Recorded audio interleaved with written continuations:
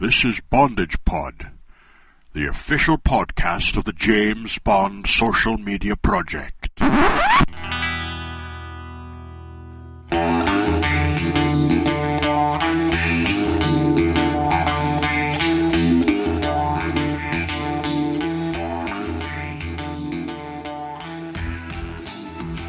Hi, welcome to Cinema Shame. I'm Allan Mott, and joining me today is the money to my penny, James Patrick.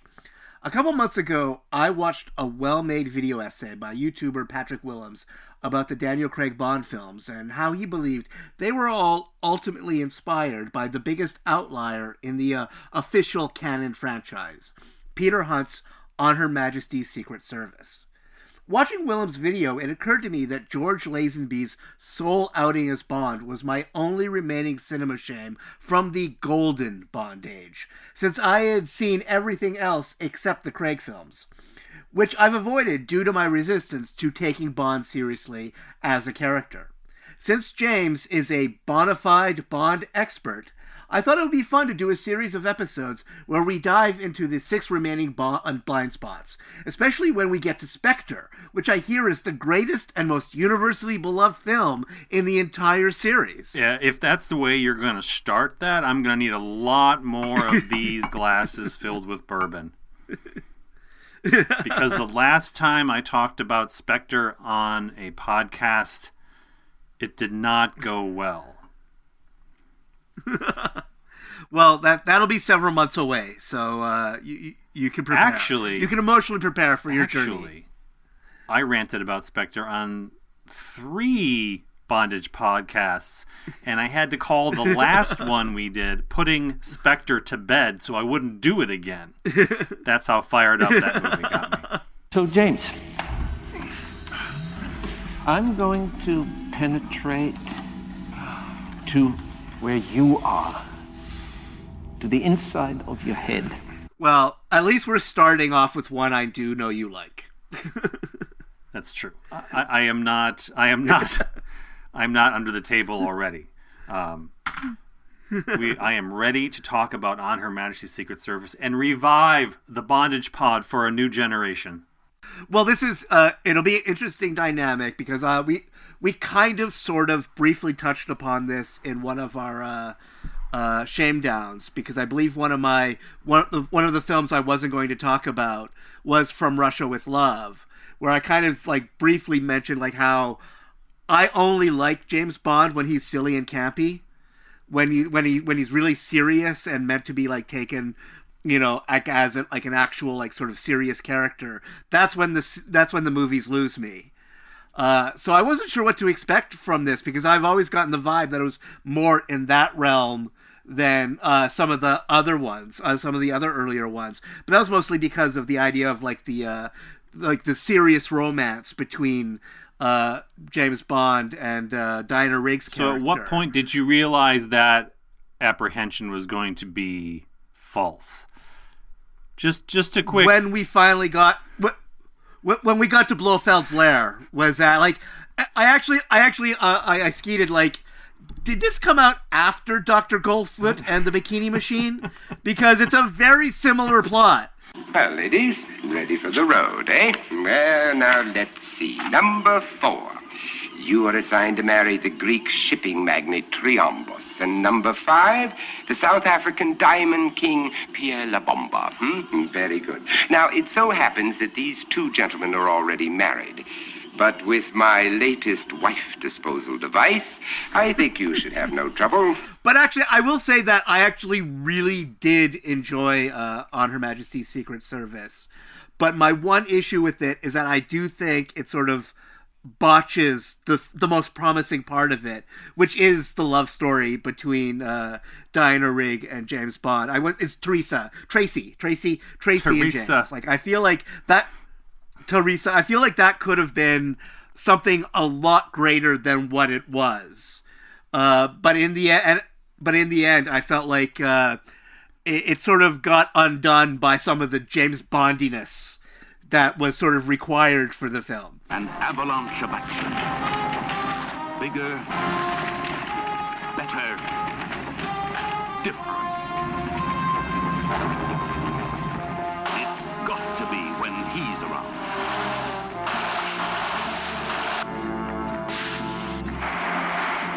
vistas of sweeping splendor. Different. It must be so if he's in the picture.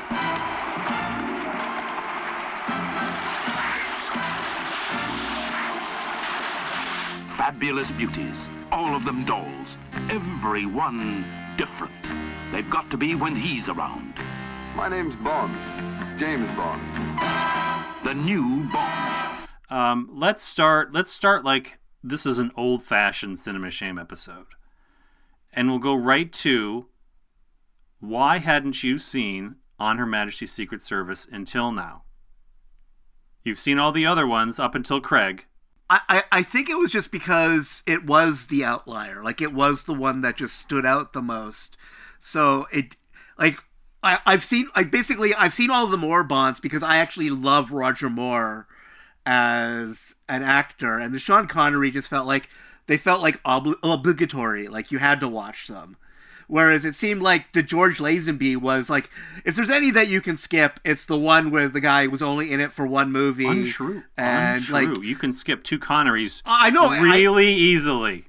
3 if you want to count Never Say Never Again. Bond fans always get mad at me because the only Connery movie I actually really like is Diamonds Are Forever. And like, having seen that, I know how Tread carefully. almost shamelessly that movie opens by trying to basically, like, they want to get rid of, like, On Her Majesty's Secret Service as quickly as possible. And it's sort of like, yeah, no, that movie sort of like that movie with the other guy ended on a cliffhanger, but we're going back with the other guy, so we're basically going to just erase that movie from the canon almost, or just like sort of get past it as soon as we possibly can, and then get back to what we actually want to do. So I think that may have been one of the reasons why I hadn't watched it, was it's sort of like, well, if the producers feel that way about it, how am I supposed to feel that way about it? And also, like, there's the fact that sort of Lazenby has never really, like, risen, like, he's always been a B movie guy who never really rose, like, this was his biggest role. And so there was never really that drive, like, oh, I got to see the George Lazenby one. If you think you know your Bond, think again. Although I will say, the thing that really truly makes it a Cinema Shame is that Diana Rigg is one of my favorite actresses from this period. So it is sort of like a miss that it took me this long to see it. And it's sort of been a rescued Bond movie. Yeah. I would say within the last, like, 15 years-ish. Oh, yeah. It had a terrible reputation when I was a kid. It did for a very long time. It generally was not considered a good movie. And it got rescued courtesy of a couple lists that came out, and Bond fandom overall saw a sort of resurgence during the first years of Craig. So a lot of these movies came back into focus for a new generation who hadn't really tuned into all of Bond. And during this time, I think people started to see sort of a parallel between On Her Majesty's Secret, what worked really well about On Her Majesty's Secret Service, and what worked really well in the early Craig films. Yeah. Whether that's necessarily true or it's just people watching the movies for the first time, because I will agree that On Her Majesty's Secret Service was the one, like you said, that people just didn't watch. Because there is a generation of Bond fans, we'll say, I mean, the people who watched Connery at that time refused to accept Lazenby, refused to accept that particular new Bond, and that sort of tainted the generation that followed when, you know, fathers hand down their Bond opinions to the next generation. It was a movie that I had seen, I'd gone through, because I was a film nerd from a very early age, and my dad was a completist, even though he didn't necessarily watch all the movies all the time. I remember he watched 1 or 2 of the Bond movies regularly, and this was not one of them. But I had watched through them all religiously a few times. And when I came back to James Bond to do, well, it was sort of a happenstance that brought me back to Bond. A writing assignment turned into a renewed passion, turned into podcast and website and what have you. And in this return to Bond, I came back to On Her Majesty's Secret Service with completely fresh eyes because I didn't remember much about it. I remember it was the first time I saw Diana Rigg, and it was the other guy. Coming back to it, having watched them all within basically a month for the first writing project that I was doing for that other literary magazine, it was a revelation, really, coming back to that and seeing things in the way that the whole series pieced together, the way that the films were made, because I was diving into the production for these essays. I was diving into what was happening behind the scenes and the trends that inspired Bond, and looking at it as a whole, knowing Peter Hunt's work before this, seeing him get this opportunity to direct Bond, and having this is like James Bond as an art film. Because you can see from the first opening scene, the way he edits it is closer to something like Butch Cassidy and the Sundance Kid than it is You Only Live Twice or Goldfinger. And that opening is gorgeous. It is. Like it is. I was like that the shots of the ocean and her running in that dress. I was like, oh, I'm going to be happy with this. And I think ultimately, of that era, it is the best looking Bond film. Oh, certainly. And Peter Hunt directs with an eye towards editing because he had been the editor of the series up until that point. And what he does with the camera, you don't think about, especially early Bond. You don't think about the way those movies are made. There are stylish elements and all of the necessary tropes for Bond. But until you get to On Her Majesty's Secret Service is when you're like, okay, there's a lot of potential here. Yeah. And then it's disappointing because it's also simultaneously discarded because it was a failure. Yeah. Relatively speaking. I mean, it's not that it was a massive box office bomb, but Connery had reached the point where a certain financial expectation was, a given. So when you had to swap bonds and then try and sell that new Bond, you can see all the ways that they stumbled through it without really having a path forward. I mean, in terms of contemporary film franchises, there really wasn't a precedent. I mean, you look at something like, I don't know, The Saint before that, which had swapped leading men, but it wasn't the big business that this was. There was a lot riding on George Lazenby for a guy who'd been in a commercial and basically talked his way into the role. That's a lot to ask of an untrained, unprofessional actor. And he's never going to, remove the stigma of being the other Bond, the other guy. Yeah. But when I look at that movie now, I see someone who could have easily grown into the role in far more interesting ways than Connery did.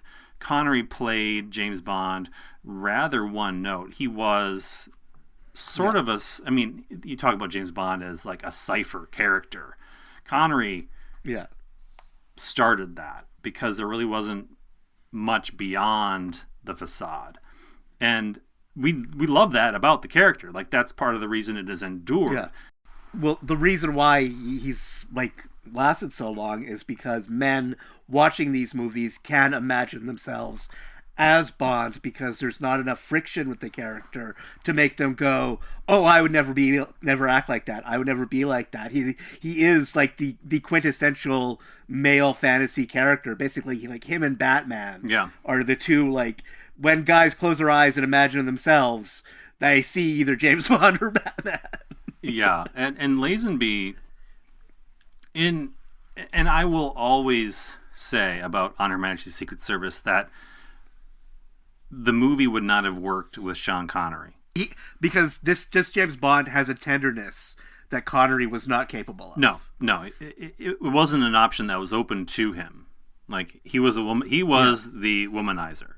There was absolutely no way that we could have believed Connery would fall for the woman, pursue the woman, and propose marriage within the film. That was totally outside character. So when Lazenby comes in, his Bond would cash that check. Yeah, and not to jump to the ending, but I think it's a relevant point here.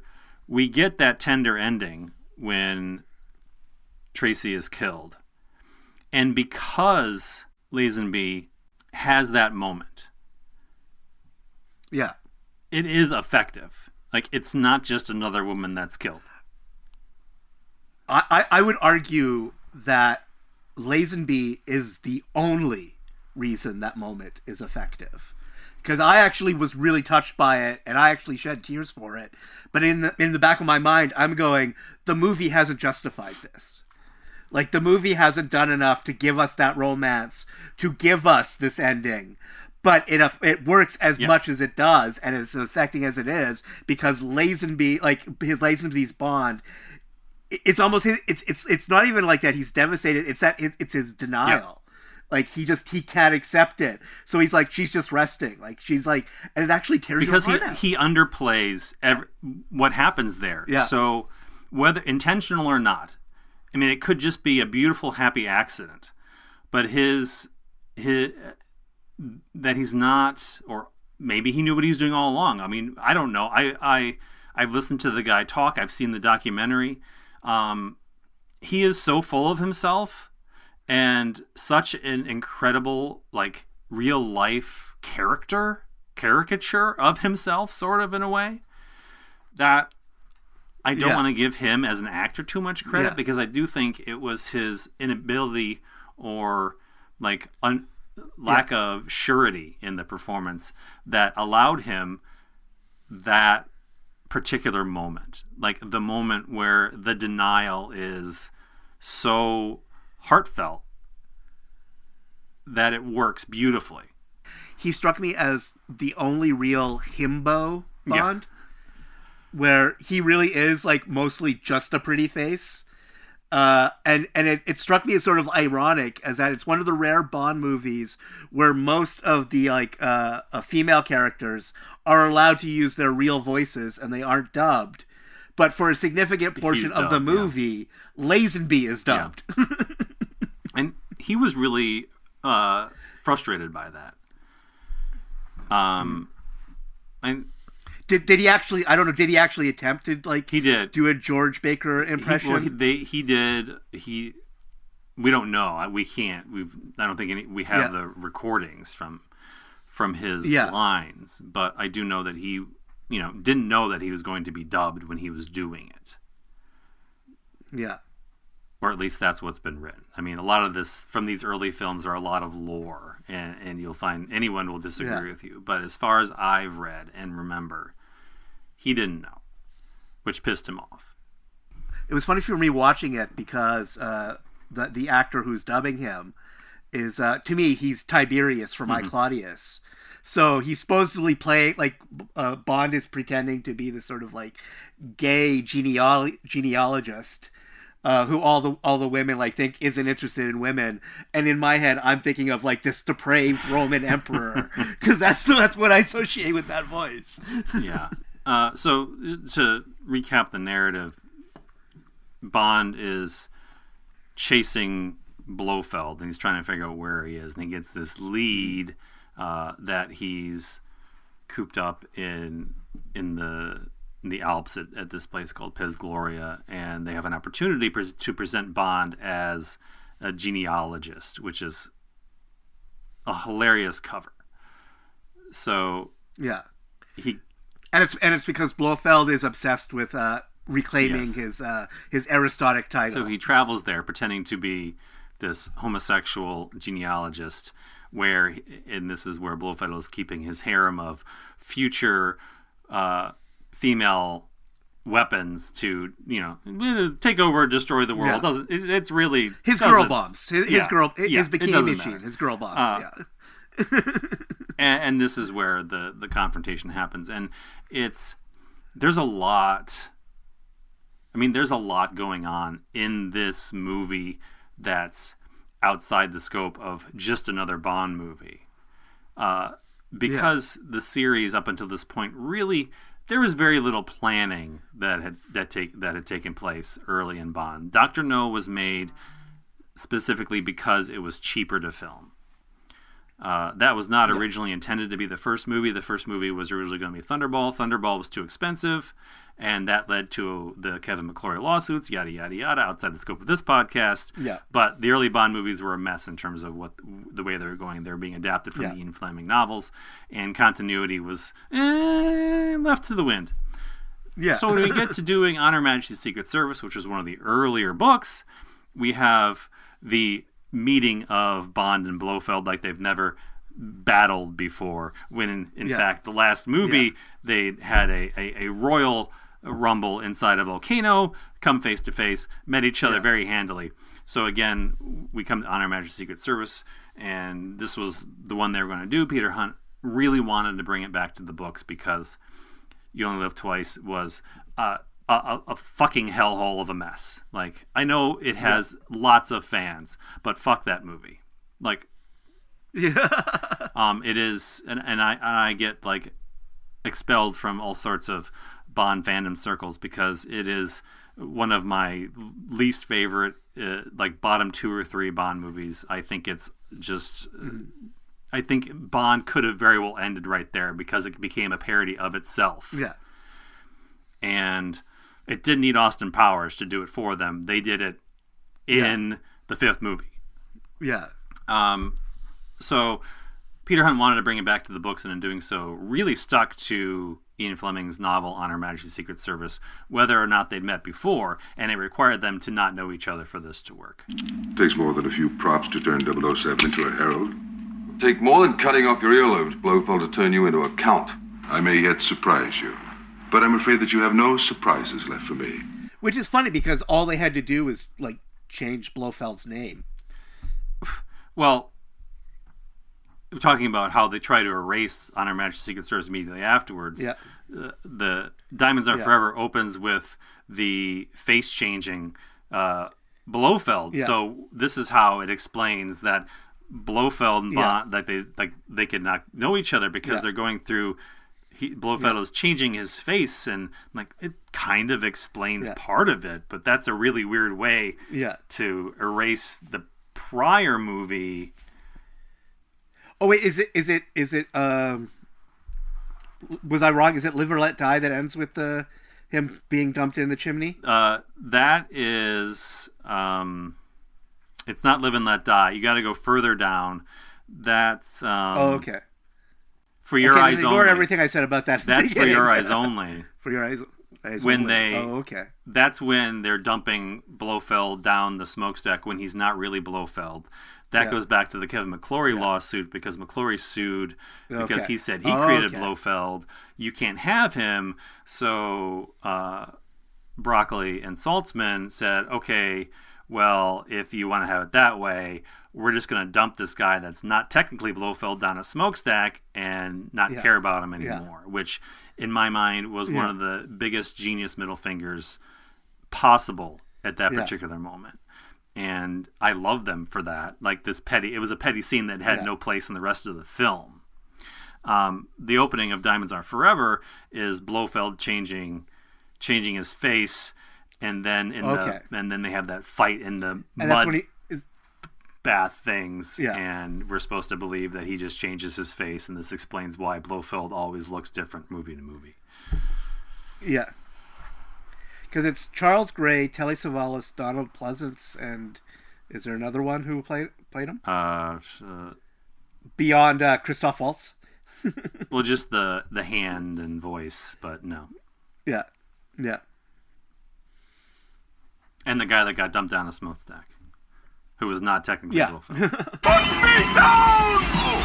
You want to get up? Mr. Bond! This is why we're doing this, is because James can tell me all of the things that I'm wrong about. Because I've watched all of the films, but I'm not completely. I would not be able to do a James Bond timeline justice.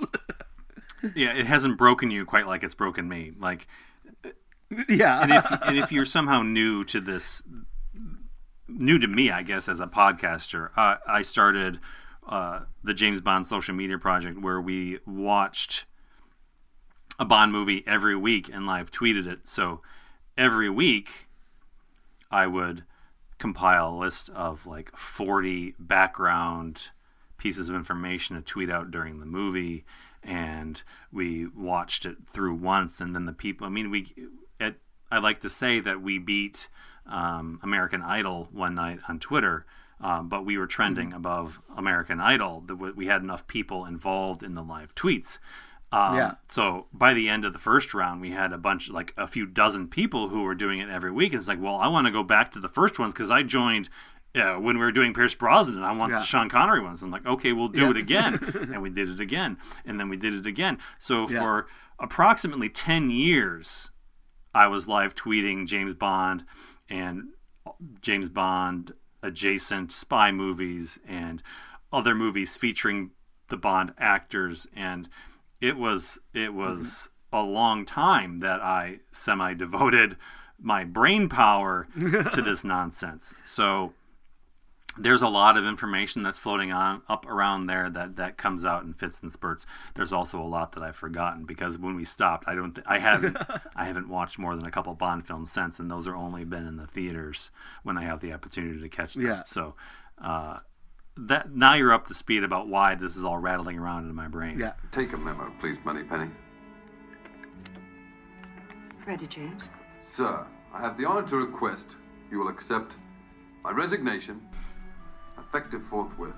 It is like watching this one, like saying you telling me that it's based so much on the book, is that I think my issue is that it feels like two different movies, but I actually like both movies, so I'm not convinced. I think it's more just sort of my issue is more with like the flow of them. Like to me, it would have been better if the first half of the movie was Blofeld and the sexy girls, and then the romance after that. Because my main issue is that how am I supposed to take this romance seriously if we're on this if we're in this Arctic or Alps secret lair with all these hot chicks, and he's having sex with all these hot chicks while he's supposed to also be falling in love with Diana Rigg. And it's he had a bit of stiffness. Part of me is like, well, that's stiffness. Yeah. Stiffness, yeah, but that was and it's funny because by a weird coincidence, one of their YouTube reactors that I follow on Patreon, literally the day before I watched this, she posted a reaction to this movie. So I actually had her on while I was watching it because I was kind of sort of curious of someone else watching it for the first time what their reaction was, and it was funny because she was well, she was more about Tracy, Tracy, don't go to him. He's James Bond. He's not going to be faithful to you. He's already proven that.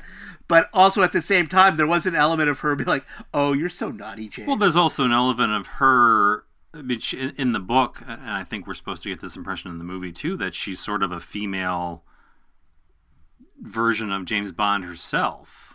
She's not chaste. Why do you persist in rescuing me, Mr. Bond? It's becoming a habit, isn't it, Contessa Teresa?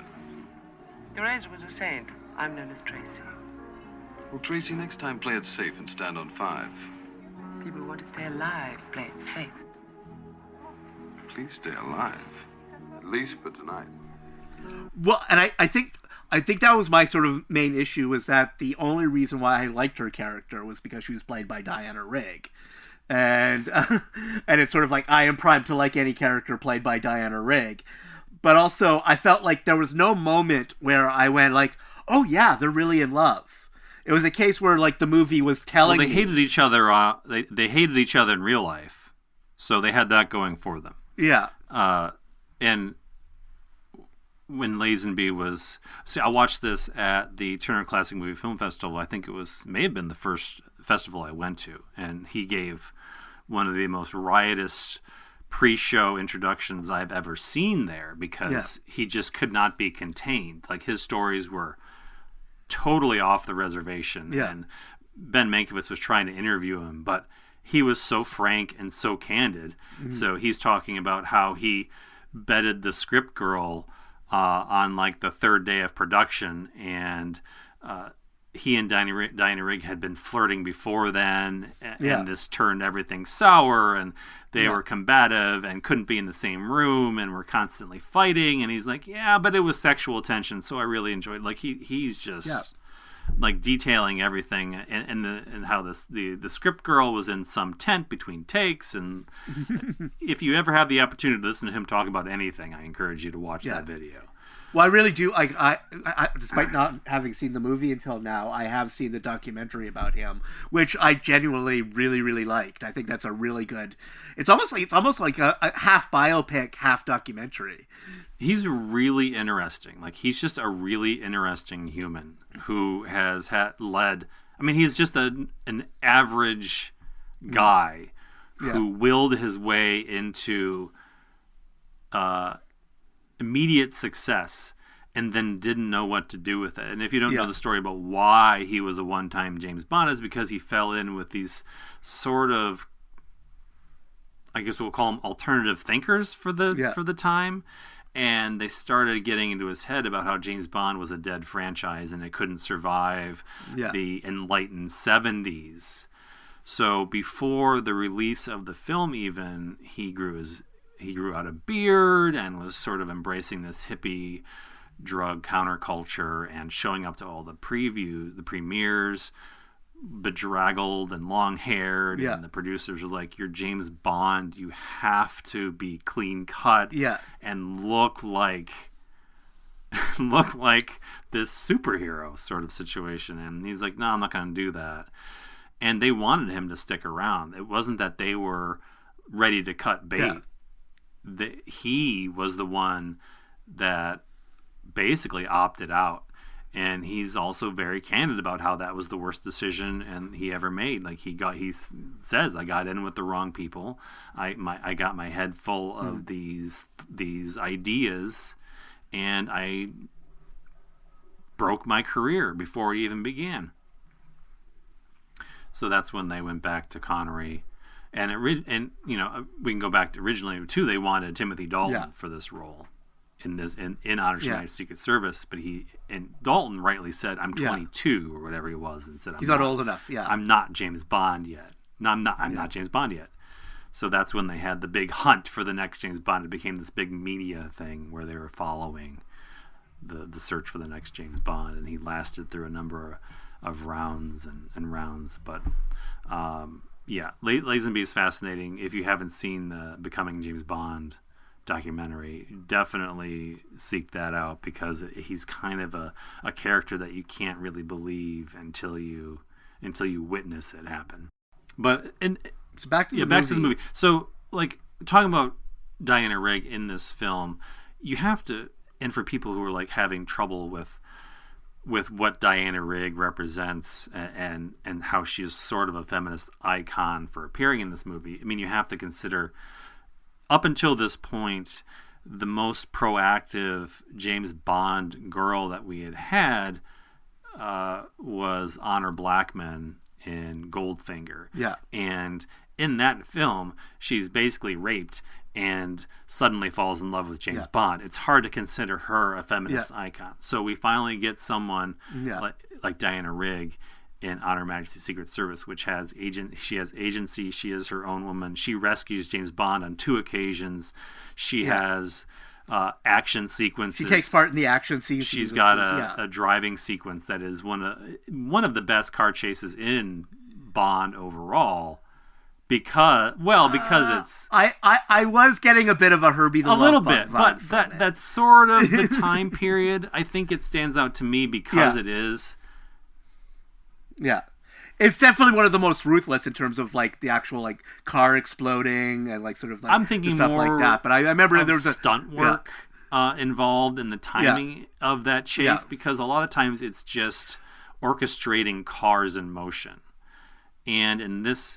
It definitely, like, of this period of Bond, it definitely feel like it had, like, the best action sequences, like the ones that felt like closer to what you would eventually see in the Moore films. Yeah, there is some of that, and this car chase is in snow, so it's got that element to it that's a little bit unique. It kind of goes into a like demolition derby, and then bleeds out into the streets. And as this is happening, so you have all the derby cars that are being choreographed and spun around, and you can tell Peter Hunt put a lot of attention and love into this.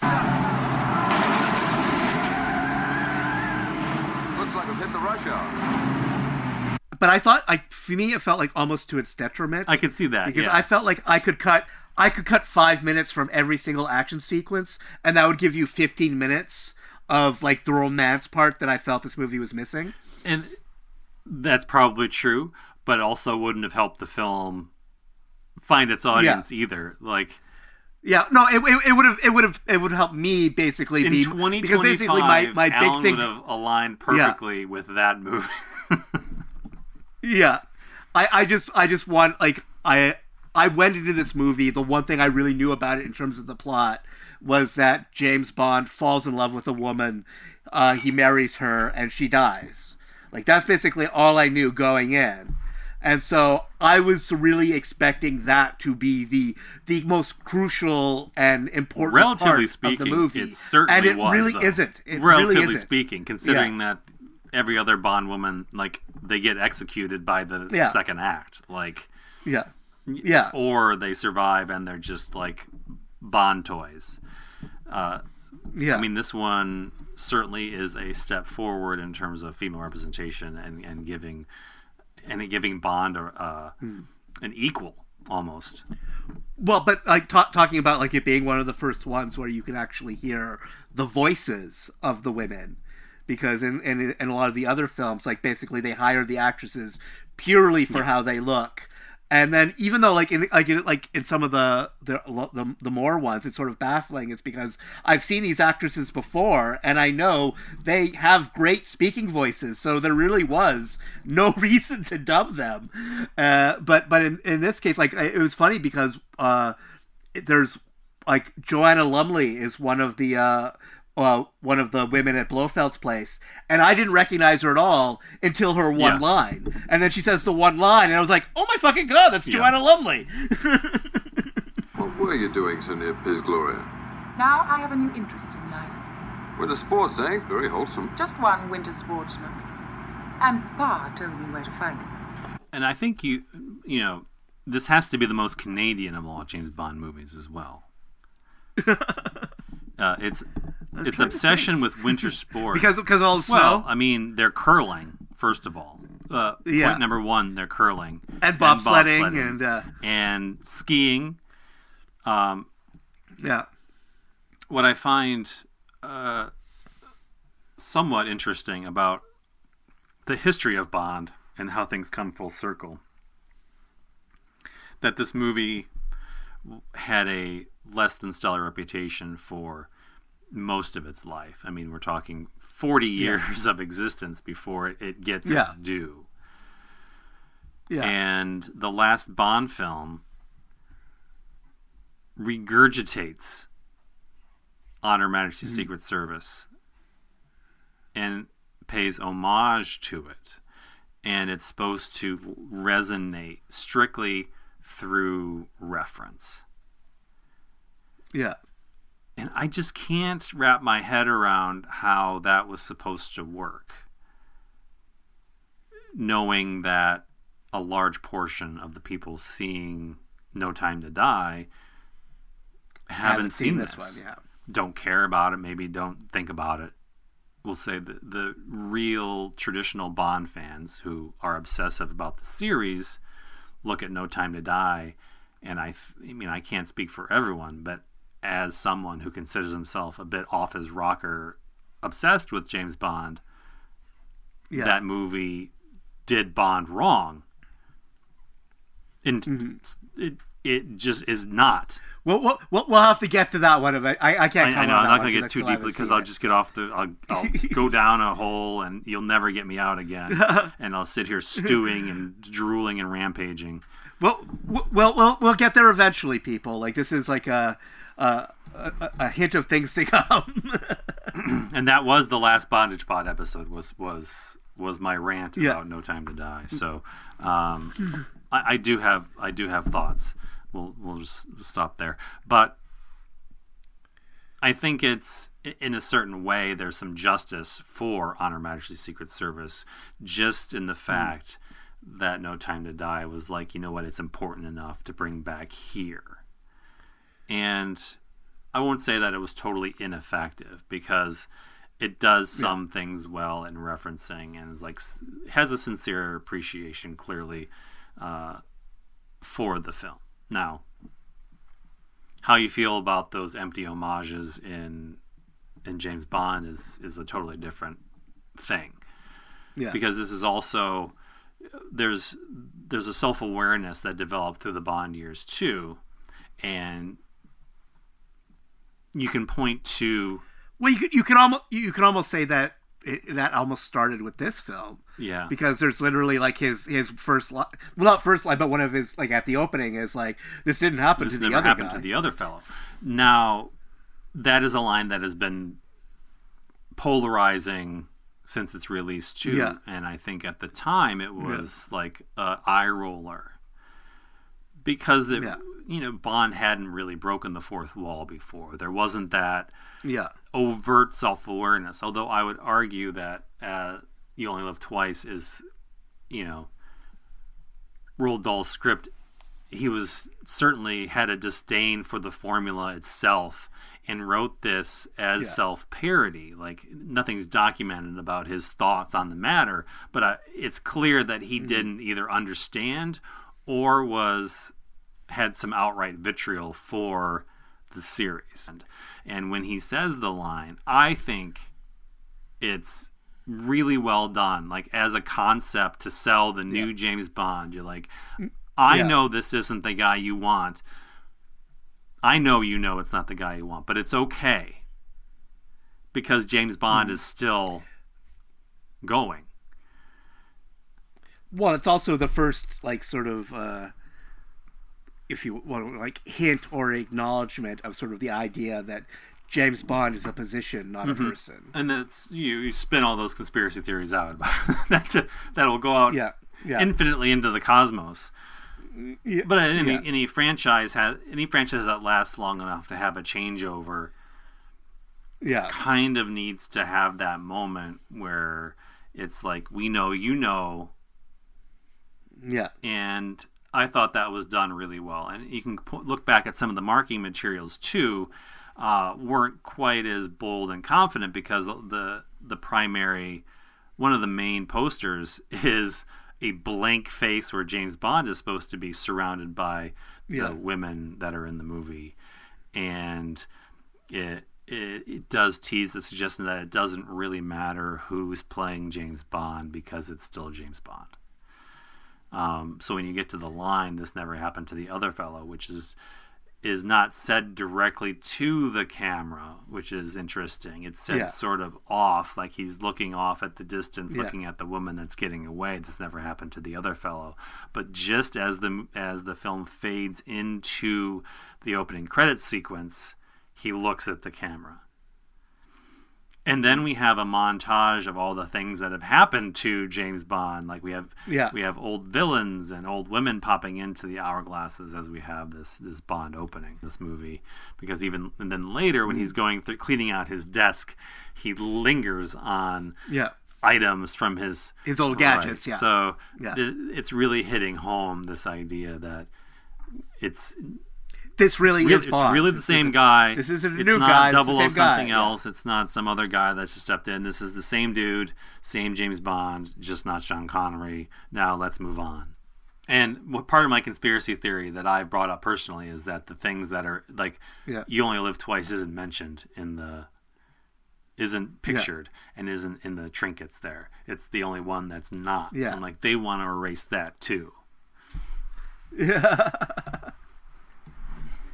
What how do you, like, in terms of Blofelds, how do you feel Telly Savalas? He's my favorite Blofeld.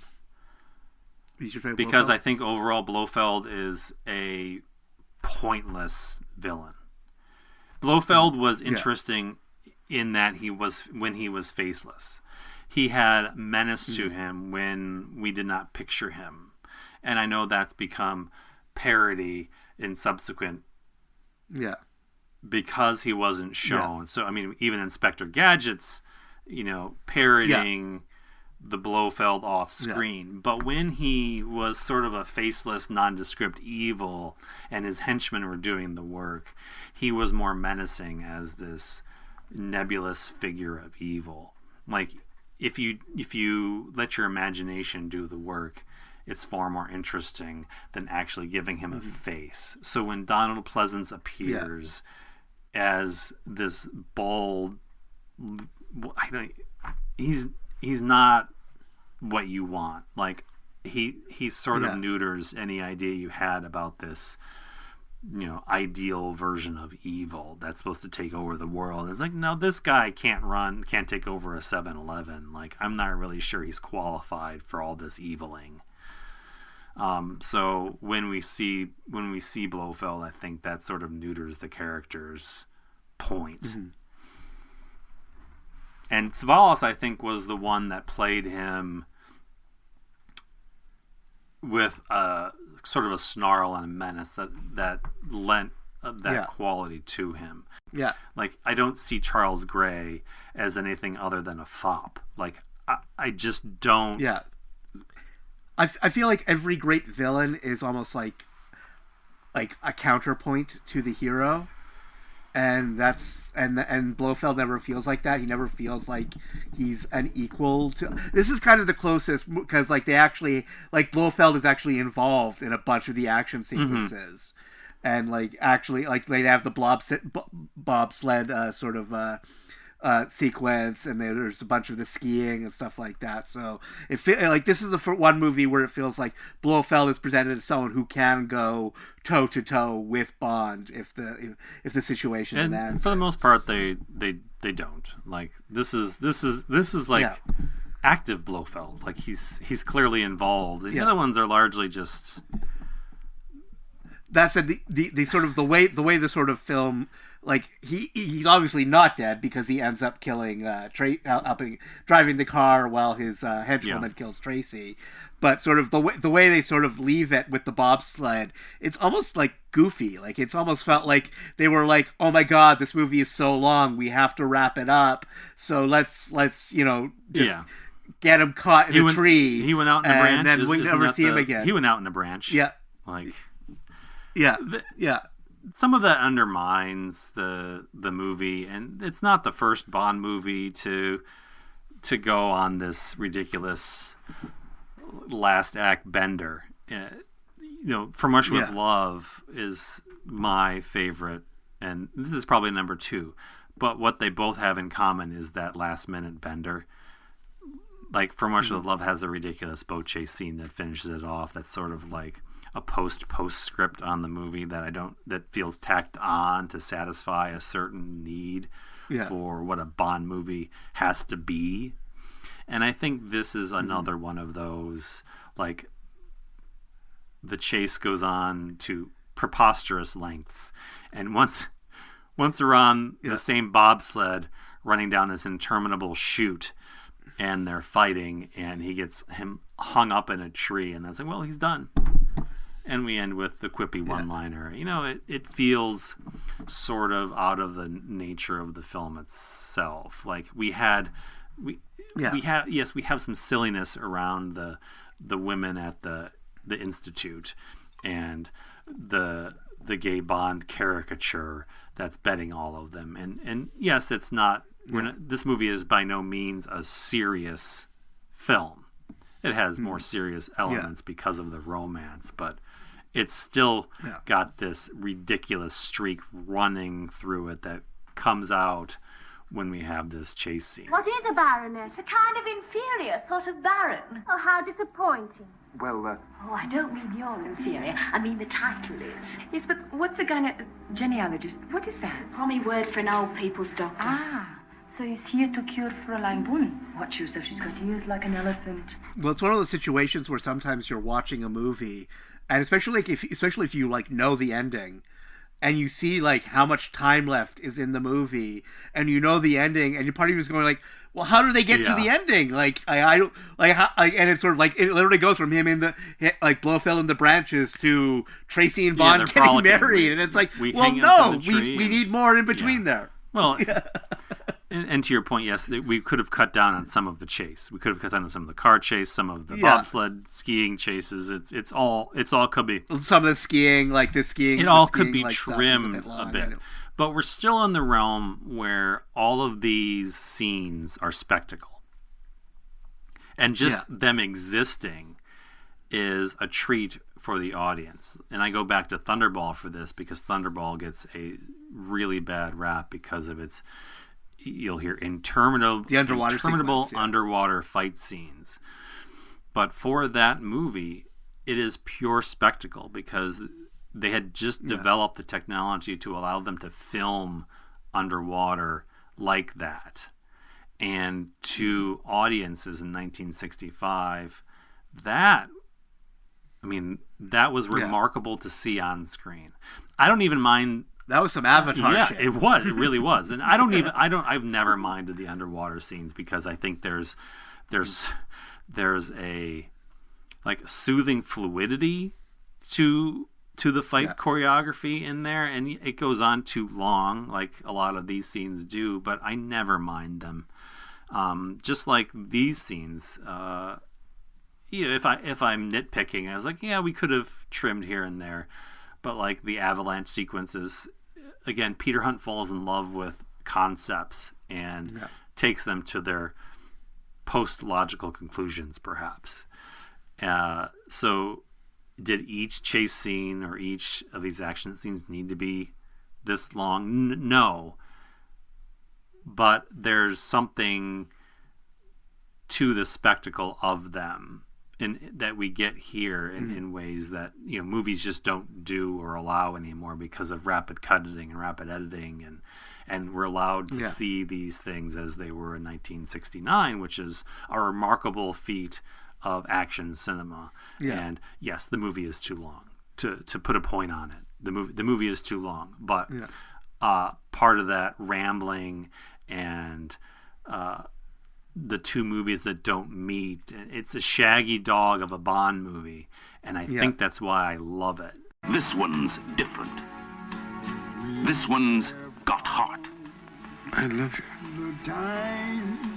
I know I'll never find another girl like you. Will you marry me? Time enough for life. It's two different movies, but I like both movies, so I almost don't mind the fact. I just all I would do is switch the order. That's literally the only change I would make, and I think I'd be much happier with this movie. It's because basically I want that ending. Like, it has resonance, like I said, but only because of Lazenby. Whereas I feel like if they had just switched the order and they made it so basically I want Tracy to change James Bond. I don't want James Bond to stay James Bond. I want her to change him. And so the fact that, basically he doesn't change is probably my biggest criticism against the movie. It's, incremental change. There's a little bit, like they're frolicking, and you wouldn't see James Bond frolic in any other movie. I mean, imagine Sean Connery frolicking. Can you do that? I can't. Yeah. I will say that this movie does kind of screw Q a little, because I think he's got one scene at the wedding, and that's it. There's not much going on here. They abandoned him. He opens the film, and then he's back for just a split second. We lose that element in the return to the films, because the movies made him more of a figure than I really think Fleming did. And let's keep in mind too that Fleming was a really untrained writer, and that his books were, I don't want to call them accidental successes, because he was he took what he knew about the Secret Service in his wartime experience and created this character based on an amalgamation of a couple different people during the war. So there's legitimate firsthand information being put into James Bond. But he is finding his way as a writer just as these movies had to find their way in cinema. And some of the greater elements of the cinema franchise don't come from Fleming. If you're doing your sort of list of like Bonds, like would Lazenby, like, would he be at the bottom just because he only got to do it once, or would it be like are there others that you think didn't do as good a job as he did? It's such a difficult question for me to answer, because I think every Bond had one movie that served them really well. Yeah. And it's not always their... Well, and they're also all products of their specific eras. Like, I could probably say I had a favorite Bond because I had a favorite Bond movie. Like, so I'm going to gravitate toward From Russia with Love, and, you know, what Connery did in the beginning, forming the character, and like the affection I have for those early films, just because of when they were made and the style of filmmaking. And so it's easy to say, like, I have a favorite, like Connery, but I don't have a least favorite, because I think they were all served by at least one or two movies. Yeah. And I love what Lazenby did here, even if I don't think he knew what he was doing. Yeah. And it's like, people want to hate on Roger Moore, but I love a lot of what Roger Moore did, because he had to do something different.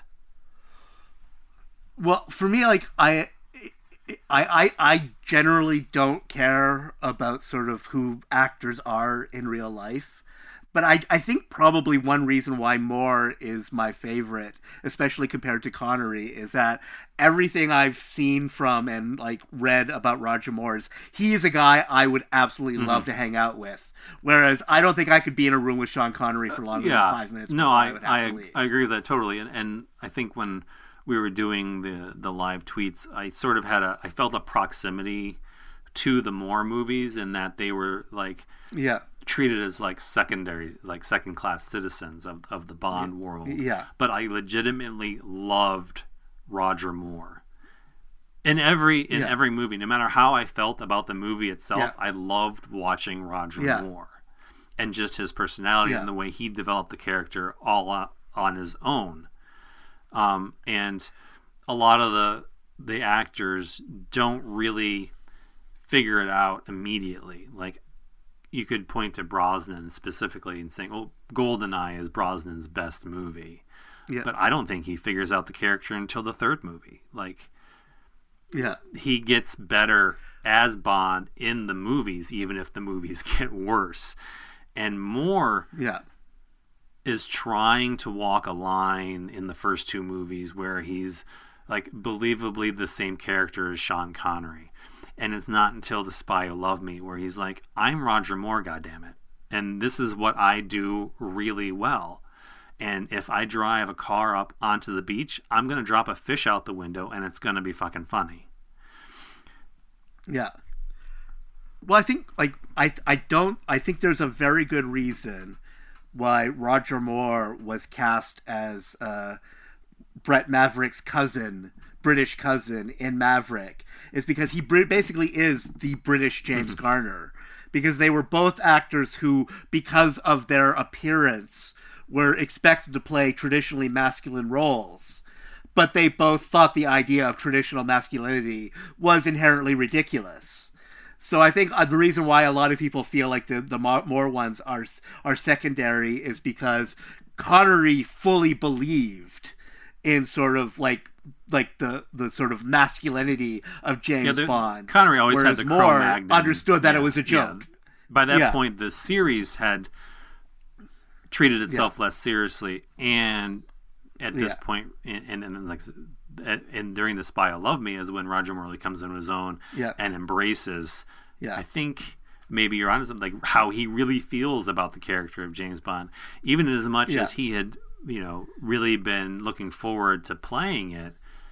It's not until then that he makes his like stamp and his connection to what he believes the James Bond of the 70s and the 80s should be. Yeah.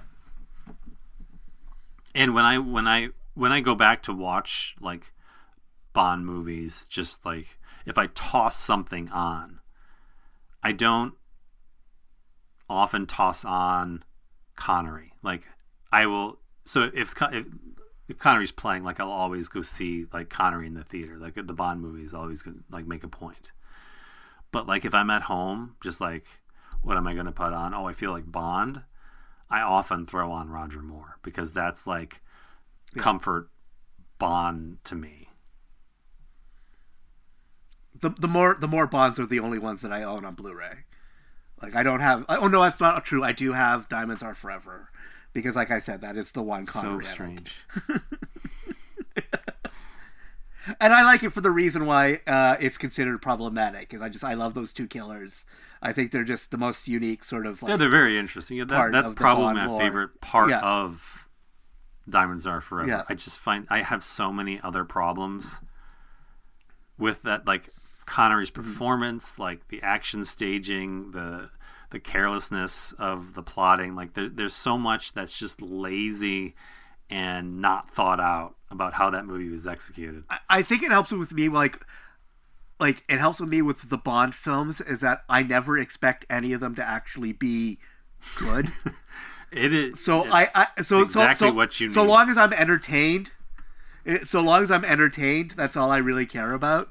And I think that's why, like, I would say, like, now that I've seen it, On Her Majesty's Secret Service is one of my favorites now because it is genuinely good. Yeah, and I go back to like the James Bond as art film, and there are so many sequences in that movie that are just gorgeously shot and edited that it's really an outlier until I mean, you'd have to go all the way until we get to something like, I would say Skyfall is the next one that is really like crafted as sort of in a way that's like, okay, this is sort of touching on some art film sensibilities. I mean, stretching the term a little bit for Skyfall, but it's got that notion that a director can put a stamp on Bond. Now that led to some bad things. I will say that when it became a director's playground is when we lost the thread of Bond overall. But Peter Hunt was such intertwined with the early history that to like discard this specifically after all that he brought, like a clear passion for the franchise, and then he's dismissed because he has what is at the time the worst Bond movie. Yeah. And it's because looking over his filmography, it doesn't feel like he ever really was able to reach this height again. Like he's made some fairly interesting films, not widely regarded, but I will always watch a Peter Hunt movie, and I'm never disappointed. Like some are better than others, but as films, I'm like, there's something interesting to watch here. He almost like maybe it's just the amount of times he worked with what's his face from Death Wish. Charles Brosnan. It's sort of like he almost feels like a J. Lee Thompson to me. He became sort of a work for hire. But I think it's The Last Hunt. Is that no, not The Last Hunt. What's the Death Hunt? Yes, Death Hunt. Is it? That's the one that I was like, he had a lot more to offer, and that's a really interesting film. I haven't seen that one, but I saw it on IMDb, and I'm interested, like, especially since it's one of the it's rare for a movie like that to be explicitly set in Canada instead of just shot in Canada. Yeah, no, I think he was an interesting director, and it's one of those what ifs. What if this had been a success? Like, would he have continued to direct Bond movies? Like, what would his career have been like if someone had justifiably recognized what he had to offer and brought to the franchise? Because I don't think his influence can be undersold before this either. As the editor, he had a huge hand in shaping how the films felt, and he had gone through. Terrence Young could direct a movie. He understood the character in ways that I don't think other directors really did. And absent Terrence Young, I think Peter Hunt was probably the saving grace for Goldfinger in particular, because I don't think Guy Hamilton was worth a shit But that's maybe putting it too bluntly. And how many hundred millions do you want for your services this time, Blofeld? This time? This time the price is of another kind. You'll be even more amused when you know what. In the meanwhile, I will keep you here as my guest. You'll be very useful in helping to convince the authorities that I mean what I say. And I'll do what I claim.